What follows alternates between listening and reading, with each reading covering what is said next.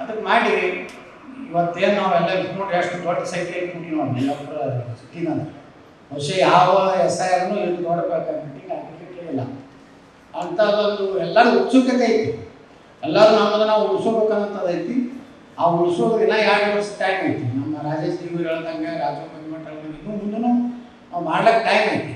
ಆದರೆ ಈಗೇನು ಮಾಡಿಬಿಟ್ಟು ಅಂದರೆ ನಿಶ್ಚಿತ ಆಗಿಬಿಟ್ಟು ಸರಳ ಆಗಿರ್ತದೆ. ಮುಂದೆ ಸ್ವಲ್ಪ ಯಾವ ಯಾರು ಮಾಡೋದು ಅವೇನದು ಮುಂದೆ ಪ್ರಕ್ರಿಯೆ ಇದ್ದೇ ಇರ್ತದೆ.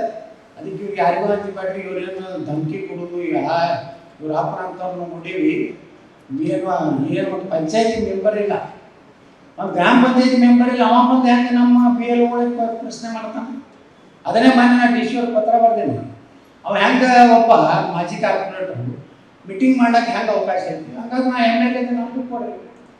ಅವರು ಆಫೀಸರ್ಸು ಒಳ್ಳೆಯ ರೀತಿಯಿಂದ ಎಲ್ಲರೂ ಕೆಲಸ ಮಾಡಕತ್ತಾರೆ. ಏನಪ್ಪ ಕೆಲಸ ಮಾಡಿಲ್ಲ ಅನ್ನಂಗಿಲ್ಲ.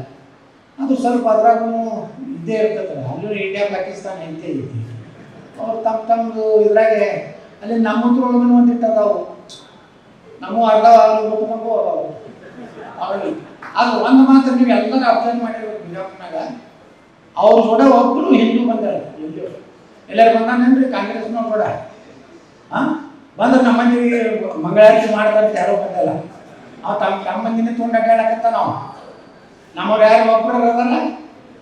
ನಮ್ಮಲ್ಲಿ ಒಕ್ಕಟ್ಟೆ ಐತೆ. ಹಂಗೇನು ನಮ್ಮ ಕಾಂಗ್ರೆಸ್ನಾಗ ಇದು ಹಿಂದೂಗಳಿಗೂ ನಾವು ಅಭಿನಂದನೆ ಸಲ್ಲಿಸ್ಬೇಕು.